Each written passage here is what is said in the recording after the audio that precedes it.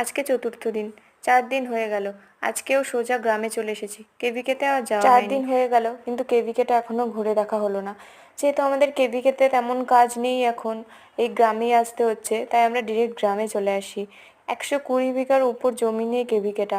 খুব ইচ্ছে আছে ঘুরে দেখার, কিন্তু এখনো সেভাবে কিছুই ঘুরে দেখা হয়নি। কাজের অনেক চাপ, কিন্তু কেভিকেটা অনেক বড়, তো যদি এক পোর্শনও ঘুরে দেখার সুযোগ হয় তোমাদের সাথেও শেয়ার করব। তো আজকে আমরা কয়েকজন কৃষকের বাড়ি ঘুরে ঘুরে তাদের সাথে কথা বলছি এবং জেনে নিচ্ছি তাদের চাষ পদ্ধতি এবং তারা কিভাবে চাষ করলে বেশি লাভবান হতে পারেন।